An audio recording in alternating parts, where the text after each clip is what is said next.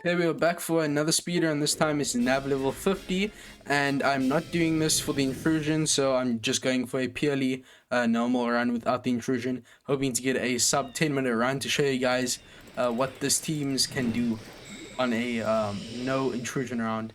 With intrusion, I have made a lot of changes to the teams, so I did pull and I got quite a lot of the new characters, so that made these teams a lot faster. So my intrusion is definitely much faster than it was before, which I guess is not going to be what most people have. So my final boss as well is also a lot faster. Obviously, a lot more points. The first mini map, mid map fight is going to be against what's his face, the Toby Ropo members. And I mean, you don't really need to fight these guys in the mid map, but I mean, they're on the way to Jack, so I mean, might as well. It's a bit faster because they have less HP, meaning you don't have to tap with all of your units. It's a much easier kill, so don't avoid them if you can.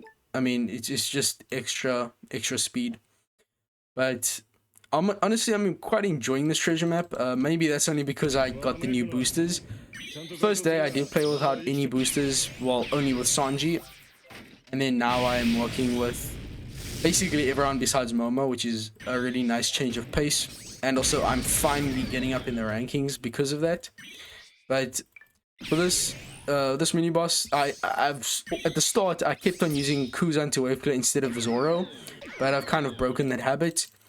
And I mean, usually at this point you'd want to hit a great strike on your kid-in-law, who is a cerebral unit, meaning they get the chain growth rate boost, and then the chain attack down breaks, and then you'd attack with a Robin or Hancock, I mean. But I mean, in this stage when it's only nav level 1 because of the mid map, you don't even have to hit a hit on kid-in-law. You can just go straight into Robin or Hancock. Just make sure you hit a great strike to get past the chain.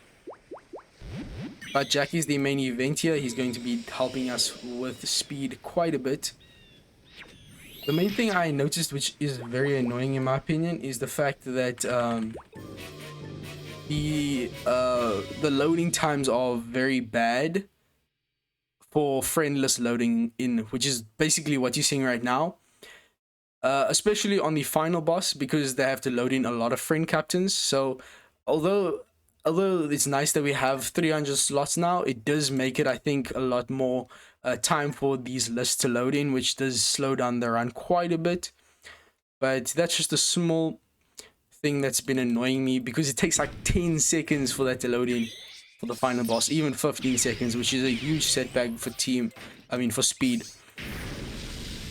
But it's not the end of the world.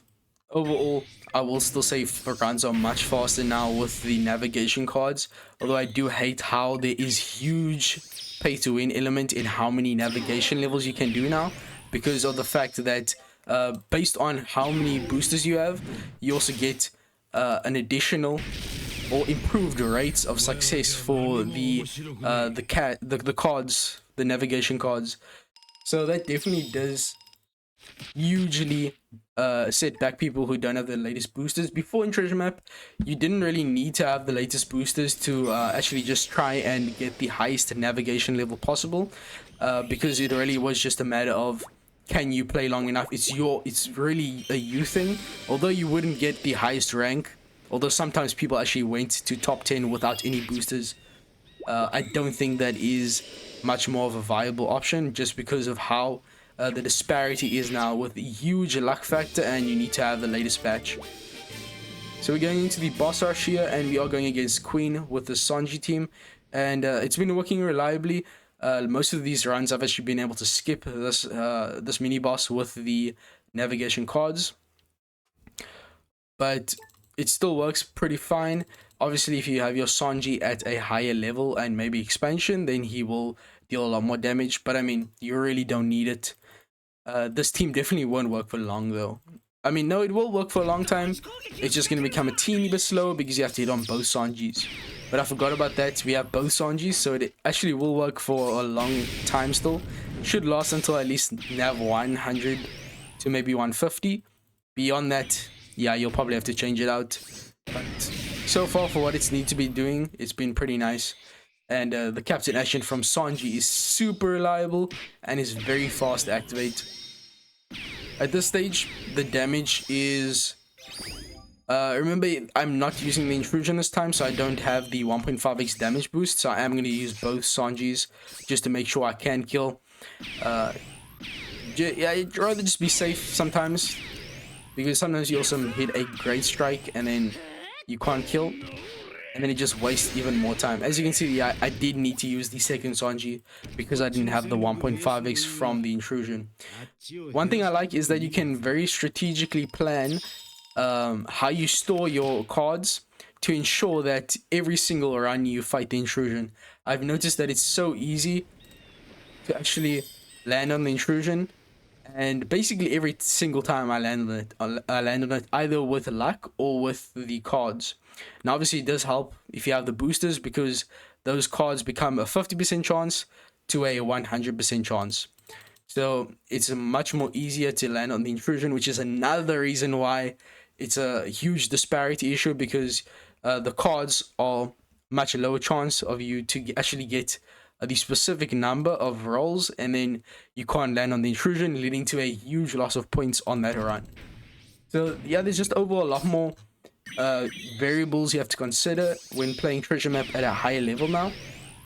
And you definitely can still go far without anything, like any boosters, but it's just so much more unreliable and difficult to do that. So I mean, I'm personally gonna try and go very far in one of the future treasure maps with some really good planning and willpower, but for now I'm just gonna try and get top 500, top 10%, because I actually need to get the extra keys and to actually start taking treasure map more seriously. But anyways, this team has been super nice. Lucci is an absolute godsend. He is so good for this quest. I'm also going to use the second Cat Viper. As you can see, Cat Viper is so fast. He's infinitely faster than Dogstorm. And even though we use him on stage 2 as well, he's special. As I said in the other video, it doesn't matter how many specials you use as long as it's reasonable, but what matters the most is how fast are those specials activating. Are they showing that whole icon on screen before you can continue? Are they doing that whole orb effect on your orbs, which also uses up more time? Or are they just straight up activating and then you can go in and do whatever else? So how much is the time window before after activating the special before you can start doing other things? That's the most important thing.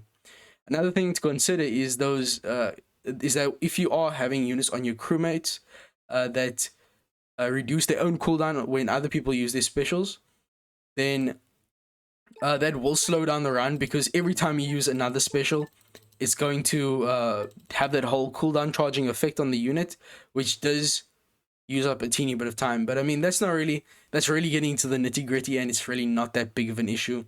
But as you saw, that it takes so long to load in the whatchamacallit to the friend menu, which is just, it gets on my nerves when I'm trying to get through it fast. But I mean, you get used to it eventually. I'm very curious if how long it takes for that to load in. Is that dependent on your internet connection, your ping, or is it the device you play on?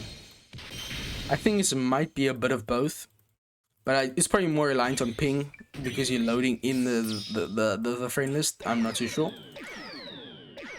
But anyways, on stage 2 here, we are going to be oh my days, I was supposed to use Yamato first. Not a train smash. I'm not going to waste my time resetting. Just get rid of the chain attack down. We can kill. Yeah, so really try to minimize how many resets you are doing. Because one, it just takes time to load in, but then also it takes time to load in the friend list again. That takes up a whole minute of time.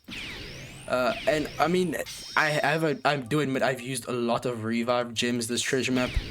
But that was mainly just because I was experimenting with my teams and I didn't really have anything final at that point. But at this stage, I really revive gem. Usually I can find a way around it without having to do that.